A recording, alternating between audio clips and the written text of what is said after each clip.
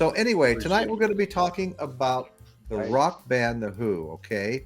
And there's so much to say. This band's been around for so long. Over 50 years, they've been one of the most creative, dynamic, popular, constantly interesting bands to emerge from the British in the 60s, okay?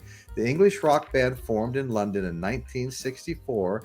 Their lineup from 64, let's say, to 78 consisted of lead vocalist Roger Daltry, lead guitarist Pete Townsend, bassist John Entwistle, and the amazing drummer Keith Moon. Now, every time I see a list of the best drummers of all time, there's always four names that show up: Keith Moon, John Bonham, Neil Peart, and Ginger Baker, and not necessarily in that order. They'll switch around a little bit. I don't know about the rest of you guys. I actually would like to hear from you. I will always put John Bonham at the very top. I can't help myself. After that, it would probably be Keith Moon, Ginger Baker, and then Neil Peart. How would you rank them, Michael? Neil Peart wouldn't be in my top 5, first of all, but he'd be in my top 10. John Bonham, number 1. Keith Moon, absolutely. Number 2, who was the... Baker would probably be about number 5 for me. Would he be that low? Okay. Yeah. You know that what low? Okay, because we're going to be talking about this a couple of times tonight. No, I know. Okay, so that low, the top 50 drummers in rock and roll will blow your freaking mind if you saw them drum live. You'd go, how can he do that? So Ginger Baker isn't ranked very low, and neither is Neil Peart. If they're in my top 10, Royce, they're damn good drummers. I'm sure, Michael. If they're and Neil Peart is one of my favorite lyricists, by the way, too. No, okay. Well, I don't see him as just a drummer. Is from a very early age. I'm a teenager. I'm 15, 16 years old. Ginger Baker was the man. There was no other rock drummer being talked about then. It was Ginger freaking Baker. He was the man. Yeah. So anyway, and most of my friends would have agreed with you, Royce. That was the scuttlebutt around the neighborhood, I think, in general back in the day. Don't you think? Ginger Baker. Totally. Ginger Baker was like number 3, if not number 2, depending on whose list. Because you did have a lot of John Bonham haters back in those days. Oh, he's not as good as you say he is. I had a lot of people like that. So you'd see Keith Moon number 1, Ginger Baker number 2, then John Bonham. Right behind the 4 that I mentioned, there's always Ringo Starr in one of the next 2 behind 4. And one that I've kind of gotten excited about because I always thought he was way underrated, and that's Mitch Mitchell from the Jimi Hendrix Experience. He's showing up now around 6 or 7, and I'm really happy to see that because he deserves it. Imagine keeping up with Jimi Hendrix. He's top 10. He's top 10 for me at least. Buddy Rich. Yeah. Art Blakey. Oh, Gene Krupa, if you're going to go that far back, Nick. Oh, Gene Krupa. The drummers, Oh, yeah. Those are Gene Krupa can give John Bonham a run for his money, baby. And Buddy Rich might possibly beat him if that. Buddy Rich, yep. But if you're going to go outside of rock and roll, there's some very serious contenders for the number 1 spot. We said drummers. We didn't. Nobody said rock drummers. Right. I know it was insinuated, but another point, Royce, when you mentioned, their rhythm section earlier, you mentioned how great Keith Moon was. I want to make it clear right here and now. Sure. John Entwistle was every bit as good a bassist as Keith Moon was a drummer. And he is my...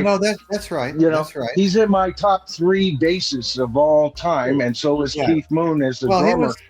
They were equals. That's why I always say what we were talking about before we got on the show is I don't recognize an incarnation of the Who without Daltry, Moon, Entwistle, and Townsend. So all the albums after Kenny Jones Be Damned, are not true Who albums. So my whole point of view tonight, folks, will be coming from that point of view. And the reason is, and I think the panel kind of agreed with me pre-show, is that there are some bands, and Nick will bring this up even further. There are some bands that are defined by their very members, and you can't fool with them. Oh. Now, Nick, maybe you would bring that up further, because you had a good point on why certain bands like Led Zeppelin, no Bonham, no Led Zeppelin, no Ringo, no Beatles, no Moon, no Who, and you had this great theory, and I concur with this.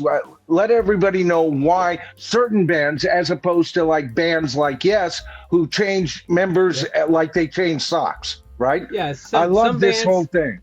Some bands, as fans, we give them the opportunity, some bands, to change as they go, and that's part of their normal flow.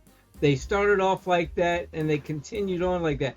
But some of the great legends, it starts on this date with these people, and it ends on this date with the death of any particular member. And that's it. Like Led Zeppelin. Led Zeppelin isn't, 3 plus another person, or it's just the Beatles aren't 3 plus another person. No, as the switches in, we don't allow that as fans. But other bands, we do allow. Like Yes, they mix and match, and it's a continuous flow of different people coming in, adding and moving on, or someone else in the band moving. We allow that as fans with some bands, and yet we are stubborn as heck when it comes to other particular bands.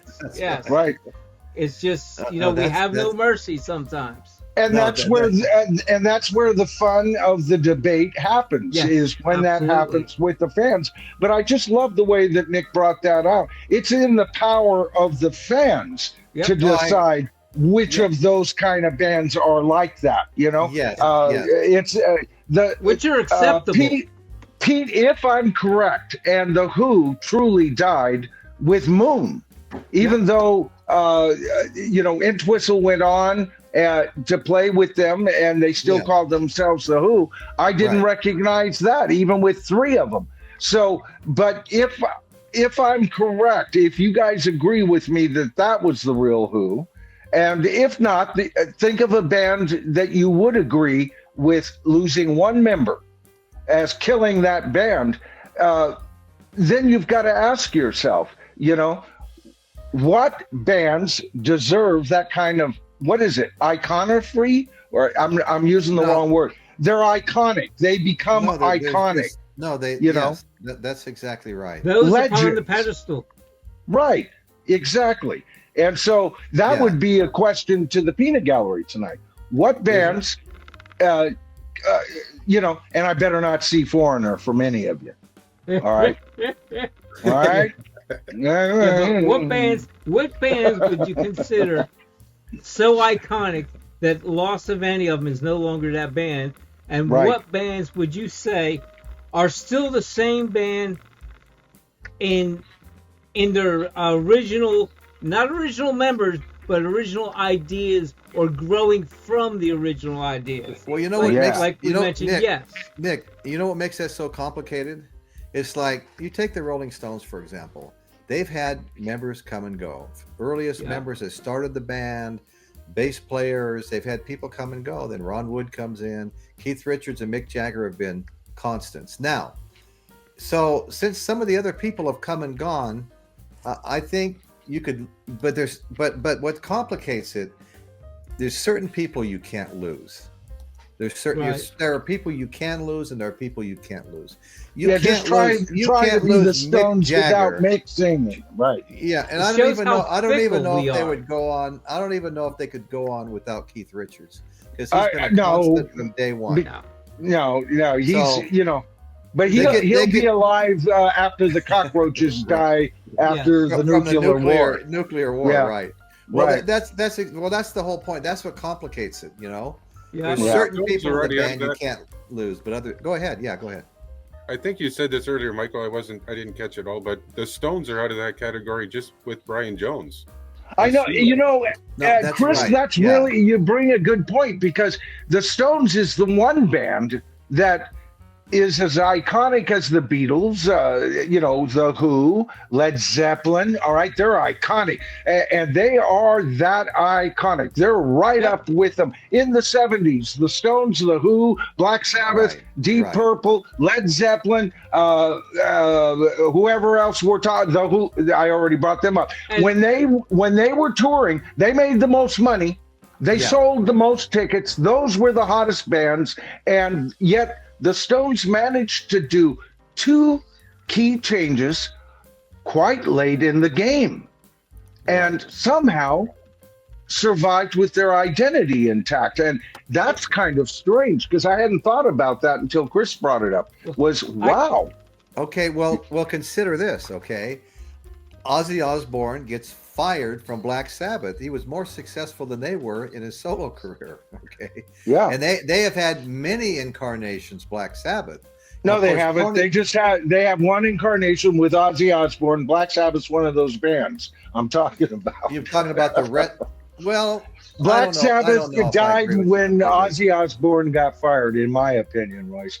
But I know that's I'll be in the minority on that. I've never been crazy about any of their other frontmen, to be honest with you. Yeah, I bought one Black Sabbath album accidentally, thinking Ozzy was still the frontman. So which one? Let's see. I'm guessing probably not. Please don't say Born Again. Please don't say Born Again. No. It's not Born Again. It's the singer from what was the singer from Rush? No. Let's see. Oh, wait a minute. Dio? Wait, say it again. Ronnie James Dio? Ronnie James Dio, yes. So it was either Heaven and Hell or Mob Rules. It was Heaven and Hell. But I'll tell you something. Make no mistake, Ronnie was a great singer. It's not that I didn't like his singing. I just didn't like him and the whole sound and everything after Ozzy. It was different, but I have gained a lot of respect for Ronnie James Dio. He's very technical. Oh. He's got a great voice. He's very smart.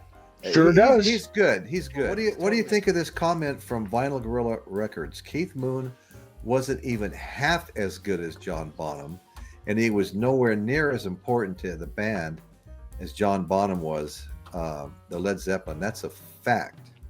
So, well, Vinyl Gorilla, I would say, and it was good to see you over at the auction. I would say that you're correct that Keith Moon wasn't as good as John Bonham, but I think it's a lot closer than, my opinion is, boy, they're close, but a clear step for Bonham for me. Yeah, his triplet, his triplet work. He was known to hit triplets at inconvenient times, and his abilities to switch. And this may be where Vinyl Gorilla is indicating his ability to switch time signatures in a heartbeat and slip back multiple times. Yeah. So if that's where you're coming from, I would have to tend to agree. But like I said, I've always seen him as a clear step better than Moon. But that doesn't take away Moon's amazing drumming, Okay. Oh, one of Pete Townsend was talking about Keith Moon. He said one of the things that they could never figure out is how when they were recording a song and there was no reason for drum interlude or anything at all, he'd put one in there and it would sound great. And Townsend's going, well, why the hell didn't I think of that? Right. Right. You're not a drummer. But he just put in drum fills where they weren't even supposed to be, and he'd make them work. Well, Bonham would make Page rethink everything, and actually led him into writing a song. Kashmir was one of those songs. Bonham was the germ of that idea. Yeah. So when you think about, he's not just a great drummer, but he's a songwriting drummer. Yeah.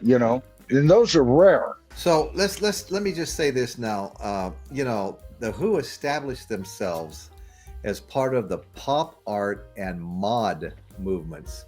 And I remember the mod movement very well when I was in junior high school. They'd wear these solid shirts with polka dot cuffs and polka dot collars, and it was a real distinct look.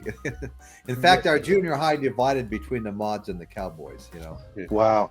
And the mod look in the North Bay, up by San Francisco, when I was growing up in Santa Rosa, that wasn't a thing at all. I actually never heard of the mod movement until I heard Who's Next, which was the album that finally I liked their hits, right? But I hadn't bought anything. Then I became a fan and started buying their stuff. And that's when I became, buying their early albums, mod, and I thought that was just a English thing, because it wasn't a big thing up in the North Bay. Yeah. At least not with the crowd I had. Right.